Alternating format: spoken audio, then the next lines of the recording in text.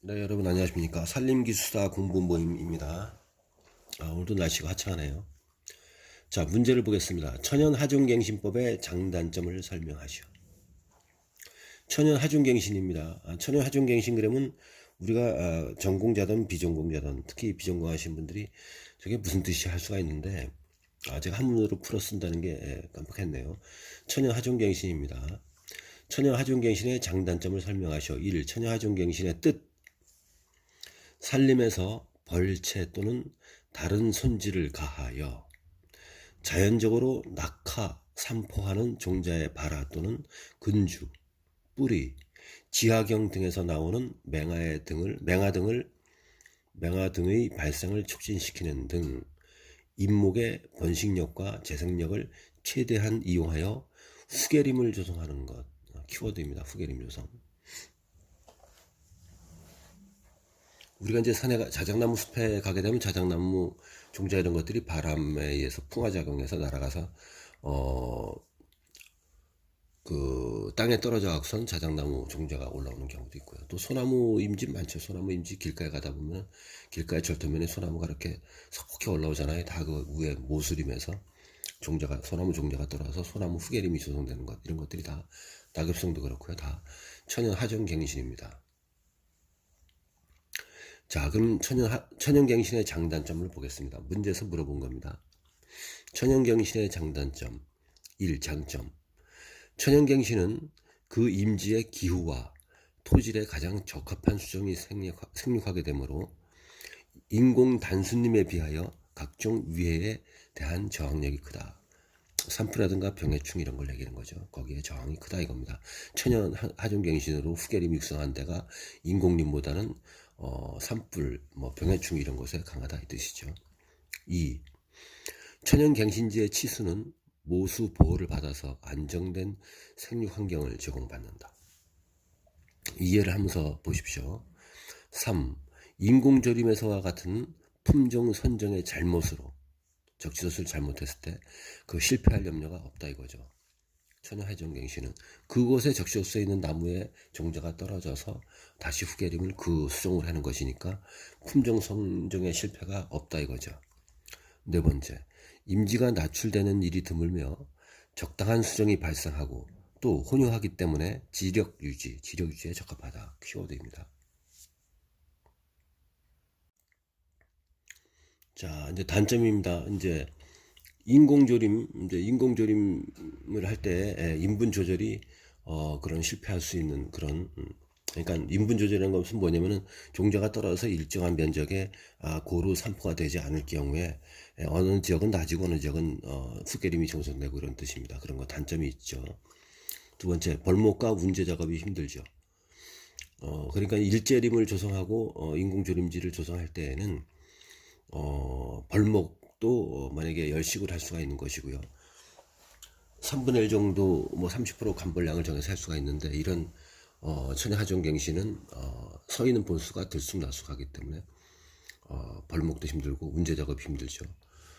그리고 벌목할 때 치수가 상하기 쉬우며 이런 기술이 전문적인 육림 기술이 필요하다 이겁니다. 현장에서 하기 힘들죠.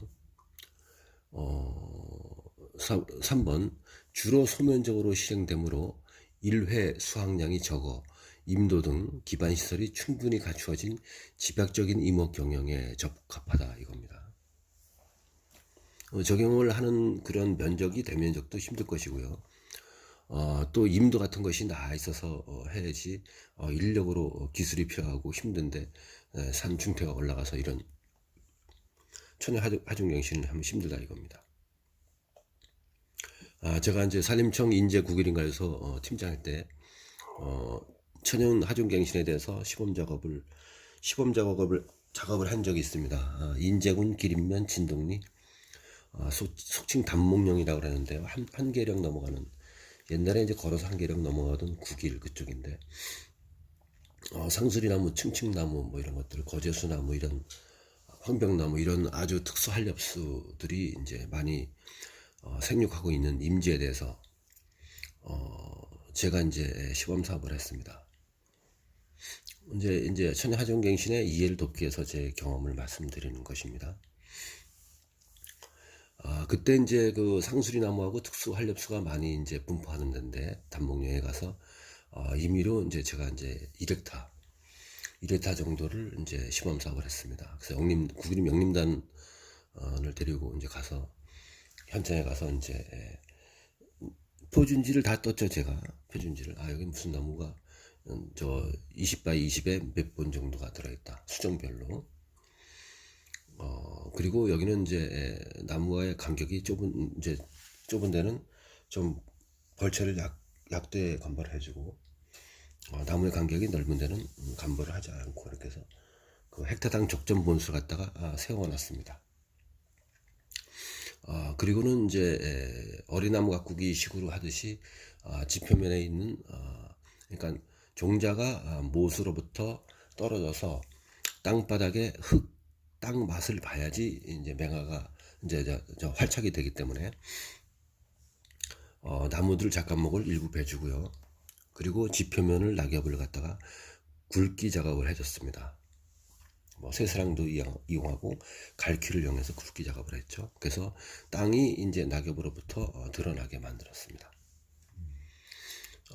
그리고 이제 그렇게 이제 환경을 조성해 놓게 되면은 그 활엽수 종자들이 가을에 땅에 떨어져서 가을 겨울철에 떨어서 그 이듬해 또는 또 발화 주기가 기는 것은 그 이듬해 2년 후에 나올 수 있도록 그런 환경을 조성해 놨습니다. 그리고 그 다음 해에 이제 천연 하중갱신이 이제 몇 번 정도가 나왔는지 현장에 모니터링을 가봤습니다. 근데 이제 가장 많이 나오는 것들이 이제 이제 연차가 활착하는 연차가 틀리겠지만은 나오는 수정이 여러 개 있는데 반은 이제 실패했다고 봅니다. 왜냐면은 이제 제가 이제 거기서 2년 근무하기 때문에 그 사업을 마치고 이듬해 본만 봤으니까 다른 이제 지방청으로 가는 바람에 거기서 나왔는데 모니터링이 이제 힘들죠. 그 다음 후임자가 이것을 시범 사업을 했으니까 계속 이어받아서 발화율을 봐야 되겠다. 어떠한 수정이 발화가 나왔는지 봐야 되겠다. 3년 내에 어떤 수정이 평방미터당 몇 그루가 나왔는지 봐야 되겠다. 이것이 전체적으로 모니터링이 힘들어서 반은 실패했고요. 어쨌든 간에 그 사업이 이제 제가 역점적으로 한번 해보겠다는 그런 아이디어에 착안해서 일을 해봤다는 것.